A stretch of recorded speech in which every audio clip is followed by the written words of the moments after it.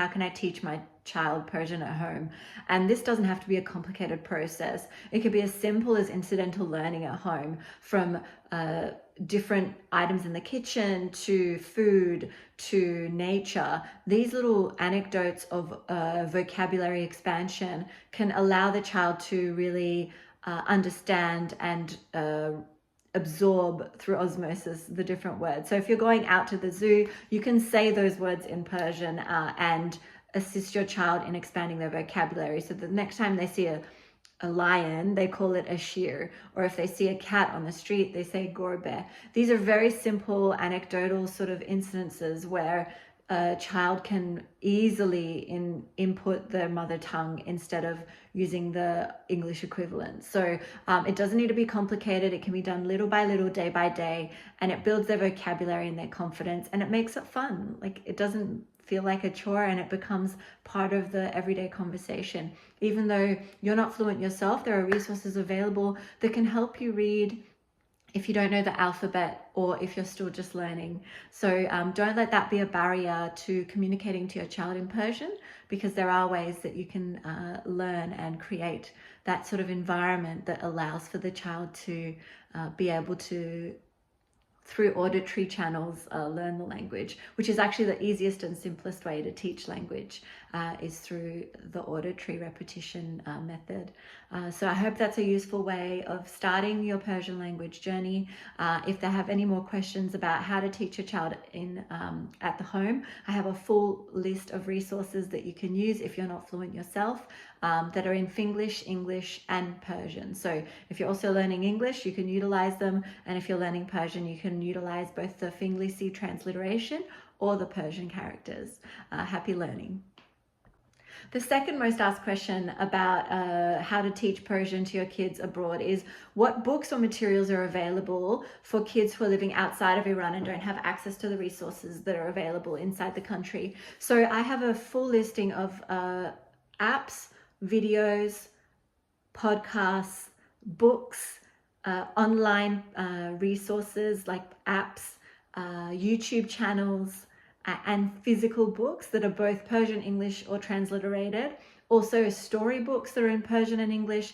These are all accessible via multiple different ways, and this list is not exhaustive. It is growing every single day, and I add to it regularly. So if you have any resources that you would like to see on this list, please reach out to me. But also use this list to expand the vocabulary, put on a Persian cartoon instead of the usual Bluey, create a space where there are Persian characters around your home where their kids can read and recognize letters. Make a space in your home that is dedicated to this, and it becomes part of your home, and it doesn't become an additional chore. It's just already there, it's set up, and the kids know where to go when they need it, if they need it.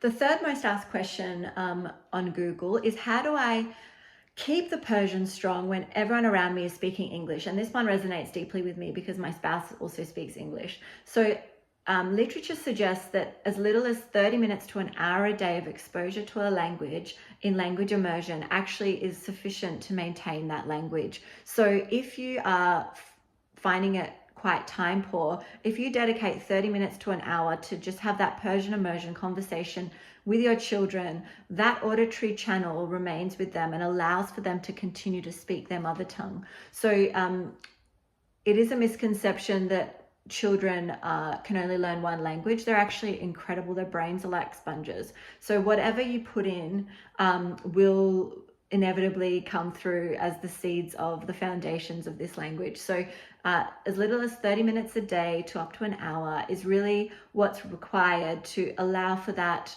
auditory pathway to connect those neurons and allow for the child to be able to speak that language, and repetition, of course, and consistency. So don't do it one day and then not do it the next. Try and keep it regular and consistent. And I know that it can get hard when children start school. So in preschool, it's really easy. A lot of families tell me that, you know, before they started kinder, they were responding in Persian. And then as soon as they start school, it does shift. And that's okay. That's normal. I find that a lot of parents complain about being pressurized and forced growing up. And that was my experience too. So you want to make sure that it's a loving and an encouraging environment, and not one that feels filled with tension. So if you create that environment, you're able to allow that sort of desire and natural inkling and curiosity to grow. And I think also if the parent is enthusiastic and has that desire or makes it into a joke, it also really helps with creating that environment to foster learning and curiosity. And I do find that one parent, one language method is very effective. So I speak exclusively in Persian and my husband speaks in English, and the children know that that's the case. I don't force my kids to respond in Persian because I was forced to do that, and I found that really frustrating, and it led to a lot of angst and rebellion. So I wouldn't, personally, from my experience, I wouldn't encourage that. But every family has its own dynamic, so that's a decision that you guys can make. But I do think consistency, repetition, and having one parent who is the main provider of that education is really useful. And also finding other families around you that are speaking Persian and try and have regular outings and catch ups with them. The Persian festivals are amazing, and they're growing in number and sort of volume. So I find that those are really great sparks of interest, like Chorshanbe Suri or Nowruz. Those events, children can see that there's others that participate in it, and they're not alone. So I find those events really helpful. Is what music, games, and songs can I use? And actually, we've created a list of Englisi nursery rhymes available for free on our website, links below, where you can sing and dance with your child and learn those nursery rhymes as you're going. So kids retain music and rhythm really well, and it's a great way of reinforcing learning. So Persian nursery rhymes are amazing and a great way. Games, strategic games, they also help with problem solving and numeracy skills. And cartoons. There's a whole list of cartoons on my website that are really culturally appropriate and kind and very cute and culturally relevant. So these are things like Lily and Lola and the Bob Axe series by Big Bad Boo Studios, and there are more popping up. Tutti TV is really cute for nursery rhymes and different songs, and I've got a full listing on my website, see the link below, to find games and stories and music. So that's a really great way. There's also a series of apps by the Persian Language Online called the Gorbe series, and they have interactive games in Persian, which is wonderful. My kids love going shopping and putting the Anna in the cart, and that's something that's also available for free, actually. So instead of giving them whatever app that you have in English, you give them Persian apps as their treat, and that's a really great way of engaging them in the language too. I think a lot of Persian families feel a lot of pressure to engage in the Persian language immersion, and I think one of the main things is to make it a fun and joyful experience. So in my family, we make it fun. So I get out a tray of nuts and we put them out and we talk about what it is and what it tastes like and who likes what, and then we talk about, in Persian, obviously, like peste dustaram and bodum dustaram. And then we talk about the differences, like in bodum hendiye, in bodume, in bodume peste, and then in keshmeshe. So these words become part of their natural fluency because it's there. We're having a movie night, mochose filmi khorim, and these things become part of just the conversation, and it doesn't become pressurized, and they learn it so quickly. Mommy, man keshmesh mekham. It's really easy to do that if you're making it a natural part of your everyday life, and it shouldn't be a cause of pressure. It could be a cause of joy and connection and expanding their brain without them even realizing it. A really commonly asked question is, do I do lessons? I actually don't do one-on-one lessons. I have a structured course that can teach you how to teach your child Persian, whether it's your intention to expand their vocabulary and be able to converse, or whether it's your intention to actually sit and learn the Persian alphabet. We've used the science of learning to establish the best evidence-based way of teaching a child language, and I have seen it work with my children. And that's really utilizing the way in which children absorb auditory information as well as written information. And there's a system and there's a methodology to this that is really unique to our method, and it's really based on all the evidence and the literature based on the science of reading, which we've seen over the last 30 years has transformed literacy in Australia and also all over the world for those places that have implemented it. And it is one of those really important tools to reinforce literacy and to maintain literacy. So it's, if a word is put in front of a child, they're able to sound it out, irrespective of whether they've seen it before. So that is really important for me, to be able to give them the tools to problem solve in the future.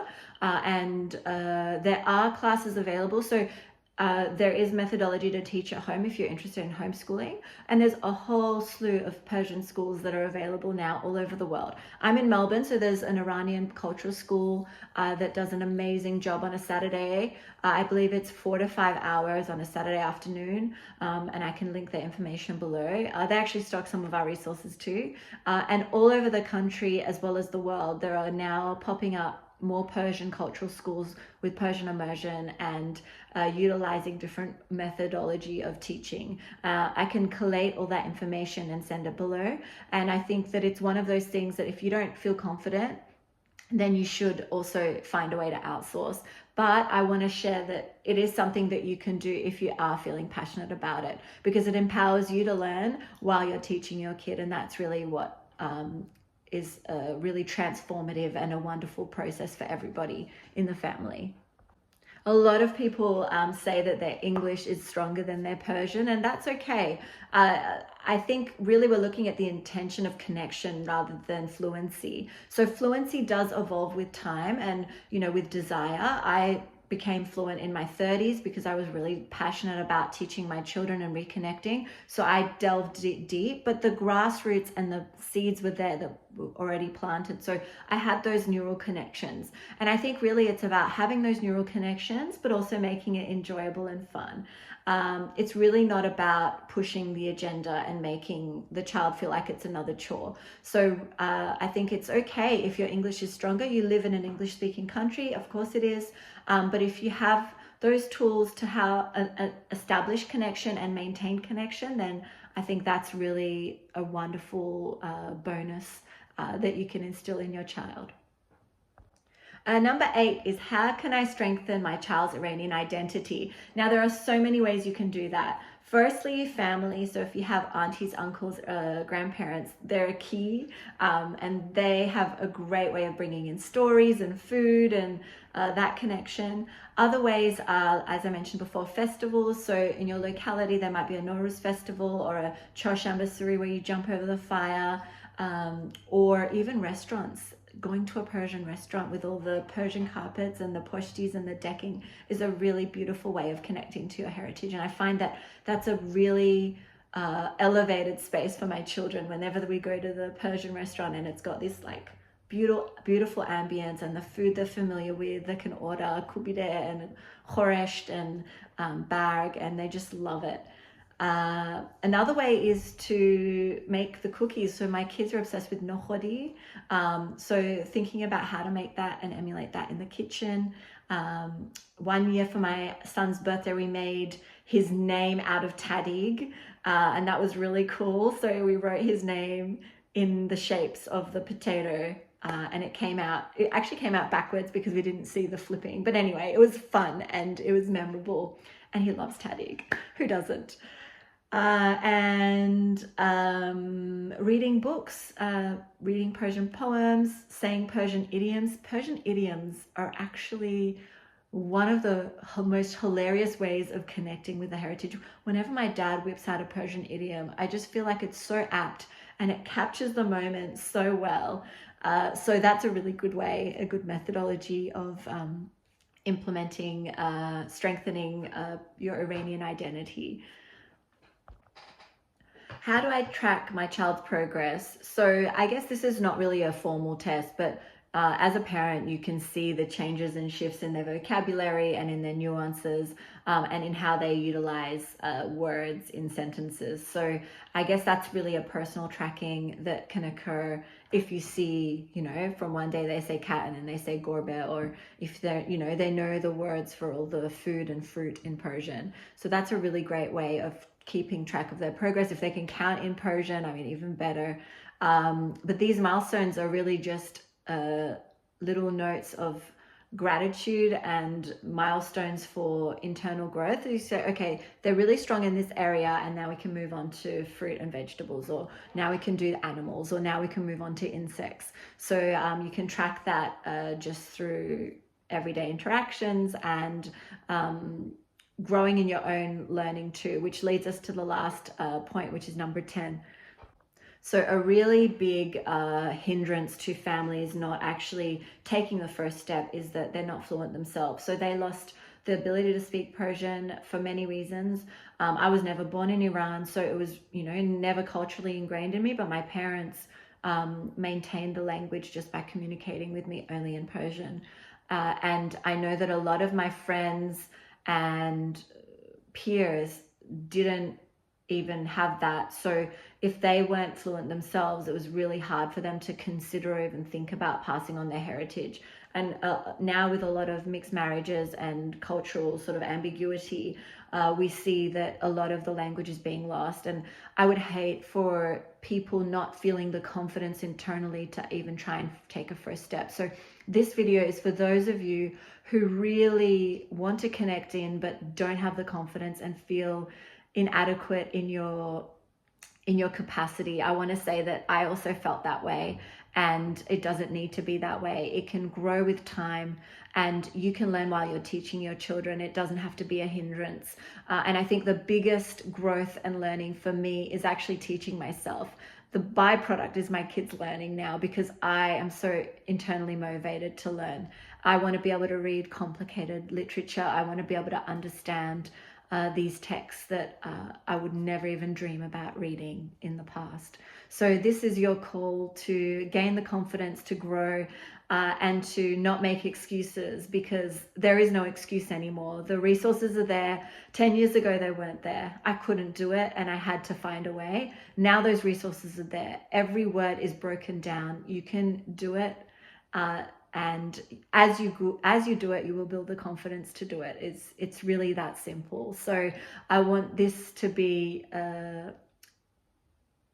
sign of encouragement and a reason for you to take that first step to learning and embracing your heritage, even though you feel like it might be too hard. It's not. You can do it. Trust me. So if you found any of this information helpful or useful, please share it with another Persian parent raising children abroad. You never know whose confidence this might lift. And remember, teaching Persian isn't about the perfect grammar. It's about love, identity, connection. Be patient, stay consistent, and celebrate every step your child takes towards this bilingual joy. Sepasgozaram, and I hope to see you more in this space as we create more useful tools to help everyone along this journey. See you in the next video.